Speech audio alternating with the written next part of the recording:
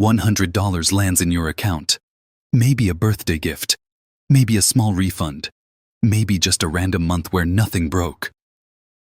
And within about 10 minutes of opening your phone, you've probably already seen 3 different people promising to turn it into $10,000 by next month.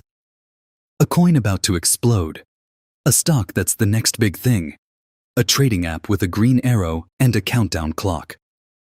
Here's what almost nobody tells you. $100 is genuinely enough to start investing.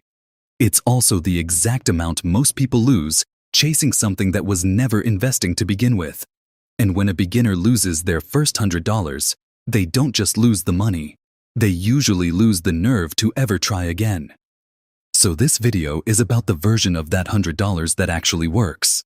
Not exciting, not a shortcut, just correct. Most people treat their first $100 like a decision about which investment to pick, which stock, which coin, which fund, as if somewhere out there is the one correct answer, and finding it is the whole game. It isn't.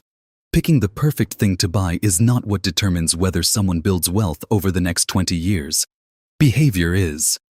According to Dalbar's own long-running research on investor behavior, over the past 20 years, the average equity investor earned roughly 9% annually, while the market itself returned closer to 10%. That gap isn't because people picked the wrong fund. It's because they bought high out of excitement and sold low out of fear, over and over for 2 decades straight. Your first $100 was never really a test of what you buy. It's a test of whether you can become someone who keeps showing up, calmly, on a schedule, regardless of what the market is doing that week.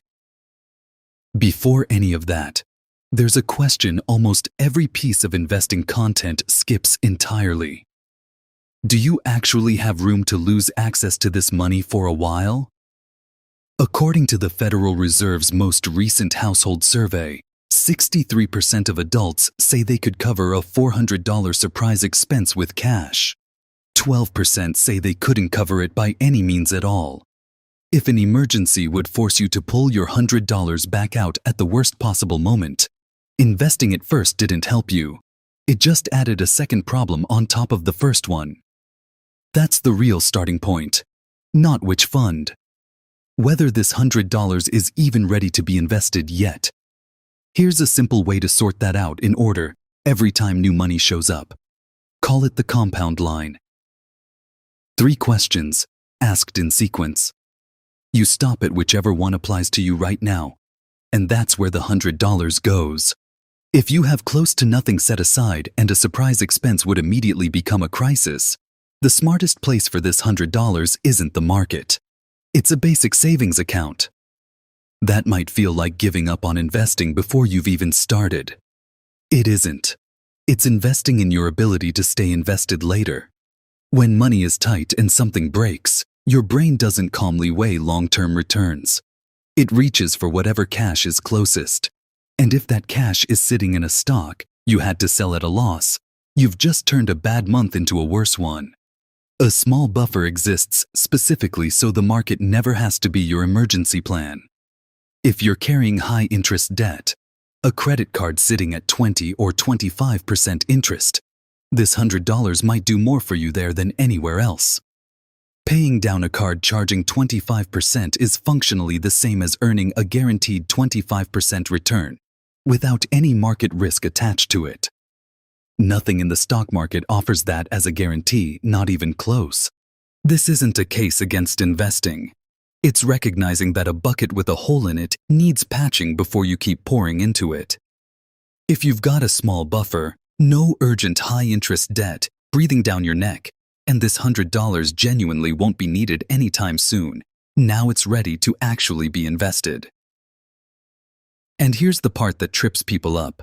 The instinct is to go looking for one great pick, the stock or coin that outperforms everything else.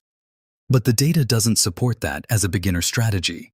Even professional fund managers, whose entire job is picking winning stocks, mostly fail to beat the broad market over long periods. If people who study this full-time usually can't outpick the market, $100 and a hunch almost certainly won't either. The boring answer wins here. A broad, low-cost index fund, something that simply owns the entire market, instead of trying to guess which piece of it wins, is the version of this that has actually held up over time. Most brokerages allow fractional shares now, which means the old excuse that a share costs more than $100 doesn't really apply anymore. You buy what you can, and that's it. You're in. Here's the number that actually matters more than anything else in this video.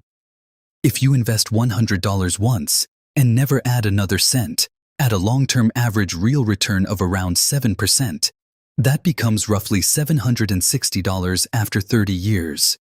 Fine, not exciting.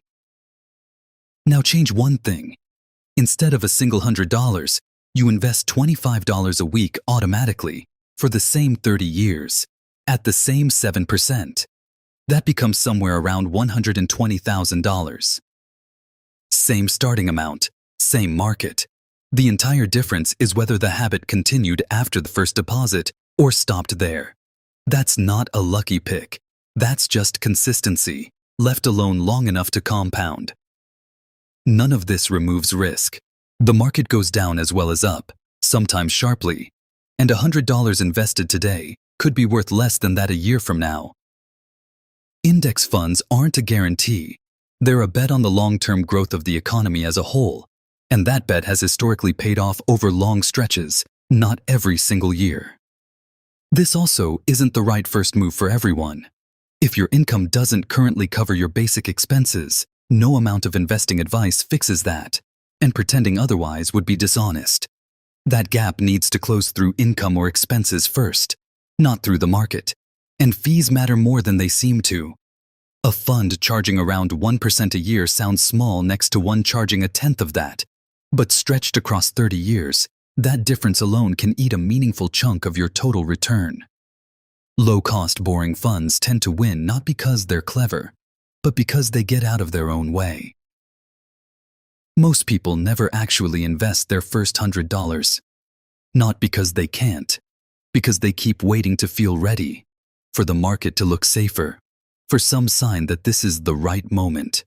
There isn't going to be a right moment. There's just the compound line.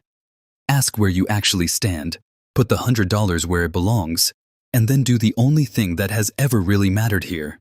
Keep showing up after it. So here's your question. Where does your $100 actually belong right now? The buffer, the debt, or the market? Tell me honestly in the comments. I want to know where people are actually starting from.